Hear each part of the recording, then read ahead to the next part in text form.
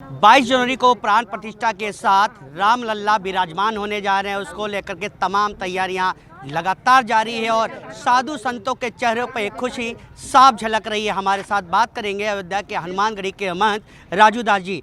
22 जनवरी का दिन प्राण प्रतिष्ठा के साथ रामलला विराजमान, गर्व की बात है।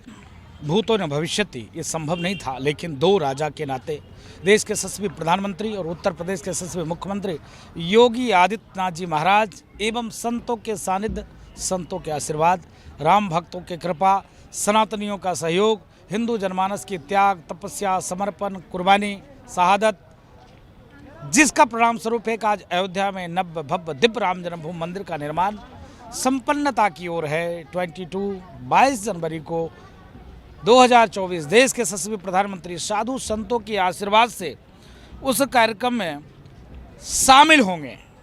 जिस प्रकार से एक जश्न 1947 जब देश आज़ाद हुआ था, दूसरा पीड़ादायक घटना तब हुई थी जब देश धर्म के आधार पर बटा था, लेकिन आज तीसरी सांस्कृतिक आज़ादी मिलने वाली हमको क्या है कि धर्म के आधार पे आपने देश की बंटवारा तो कर दिया, लेकिन सनातनों को स्वतंत्रता नहीं मिली थी। इसके नाते मंदिर की बात नहीं है, सांस्कृतिक आज़ादी की वो दिन है जिस दिन को लेकर लाखों राम भक्तों ने प्राणों की आहुति दिया। 5 लाख से ऊपर राम भक्तों रिकॉर्डेड मारे गए, 76 बार युद्ध हुए वहाँ पर, सिर्फ राम जन्मभूमि मंदिर की रक्षा के लिए, राम जन्मभूमि मंदिर को बनाने के लिए। लोकतांत्रिक व्यवस्था में, डेमोक्रेसी में, जहाँ संविधान का राज चलता है, वहाँ पर भी निहत्थे राम भक्तों की सीना गोली से छलनी किया गया था। लेकिन आज सौभाग्य की बात है, गर्व की बात है कि ये पल, ये अवसर, ये क्षण आ रहा है और हम लोग अभिभूत होकर, आनंदित होकर भगवान की प्राण प्रतिष्ठा महोत्सव में स्वागत करेंगे। देश के कोने कोने से तमाम मत मतांतर पंथ के मानने वाले 4000 से ऊपर साधु संत आ रहे हैं, उनका भव्यता से दिव्यता से स्वागत करेंगे। 22 जनवरी को अयोध्या उत्सव नहीं, देश भर में महाउत्सव मनाया जाएगा। नहीं, ये अयोध्या उत्सव नहीं है, यह विश्व उत्सव है। ये सांस्कृतिक आज़ादी का वो दिन है। भूतो न भविष्यति। अभी तक लोग सनातन को सनातन उन्मूलन करके कार्यक्रम चलाते थे। सनातन कोरोना है, डेंगू है, मलेरिया है, भगवान राम काल्पनिक है, राम जन्मभूमि नहीं बनना चाहिए, वहाँ बाबरी मस्जिद बनना चाहिए, इस प्रकार के जो एक संदेश देते थे, उनके मुंह पे तमाचा है और भव्य दिव्य मंदिर का निर्माण निर्विघ्नता रूप से संपन्न हो रहा है। मुझको लगता है कि जो राम भक्तों की त्याग था, तपस्या था, संघर्ष था, उसका परिणाम स्वरूप आज नव्यता, भव्यता, दिव्यता मंदिर ही नहीं अपितु अयोध्या के कोने कोने जगमगाहट आप देखेंगे। जहाँ पर खड़े हैं ये राम की पैरी है, राम की पैरी अविरल जल प्रवाह देख रहे हैं आप। एक समय हुआ करता था यहाँ पर गंदगी हुआ करता था, तो तमाम सामाजिक संगठन के द्वारा सफाई में हम लोग लगते थे और करते थे।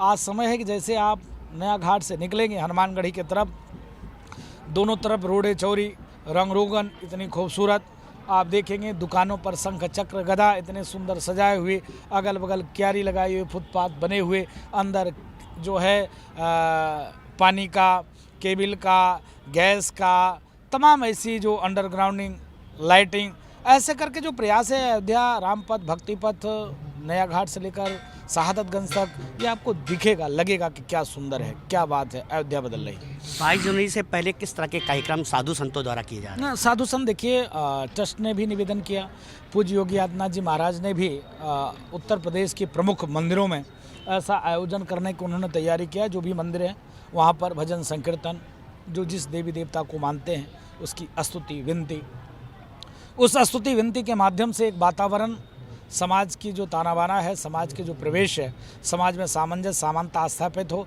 समाज में जो द्वेष है, क्लेश है वो दूर हो, शांति स्थापित हो, जो सीमा पे शहीद जवान हैं उनकी शांति, राम जन्मभूमि में जो राम भक्तों ने 76 बार की लड़ाई में प्राणों की आहुति दिया, उनकी आत्मा की शांति, अयोध्या में भव्य दिव्य नव राम जन्मभूमि मंदिर निर्माण हो रहा है, निर्भरतापूर्ण संपन्न हो, इसके लिए मंदिरों में पूजा पाठ की तैयारी पूरे प्रदेश में है। अयोध्या में तो हम लोग 14 दिन पहले से ही शुरुआत कर देंगे। हम अपेक्षा करेंगे आपके चैनल के माध्यम से अदर स्टेट में जो भी सरकारें हैं, भारत सरकार से भी, भगवान राम किसी पंथ के नहीं, किसी मजहब के नहीं, किसी संप्रदाय के नहीं, पार ब्रह्म परमात्मा किसी दल के नहीं, भगवान राम के ऊपर जितना अधिकार मेरा है उनसे कहीं भी ज़्यादा आपका अधिकार आपका भी है। इसके नाते आप इस कार्यक्रम को गले लगाइए, आनंद पूर्वक उत्सव मनाइए। मैं तो कहूँगा तोकीर अज़हर ओवैसी जैसे समाजद्रोही लोगों से भी आप इस उत्सव में शामिल होइए, क्योंकि आपके पूर्वज कहीं न कहीं 2 पीढ़ी, 3 पीढ़ी, 4 पीढ़ी, 5 पीढ़ी पहले तलवार के बल पर सलवार पहन लिया, धन के लालच में धर्मांतरित कर लिया, लालच ऐसो आराम के चक्कर में आप घर में रह गए। जिन्होंने प्राणों की आहुति दिया संघर्ष के, आज वो हिंदू बने हुए हैं, आप इस्लाम स्वीकार कर लिए। वक्त है आप भी आ जाइए, इस उत्सव में शामिल होइए, अपने जीवन को धन्य करिए। रामलला वस्त्र कौन से पहनेंगे? नहीं, रामलला तो दिन के हिसाब से वस्त्र, देखिए हमारे यहाँ क्या है कि अभी प्रमुख मंदिरों में हनुमानगढ़ी, राम जन्मभूमि, कनकवन में देखेंगे डेली नित्य प्रतिदिन वस्त्र बदला जाता है। और राम जन्मभूमि की क्या बात करते हैं आप, राम जन्मभूमि में है क्या कि देखकर रूह कांप जाती। एक समय हुआ करता था टेंट को भी बदलने में वक्त लगता था।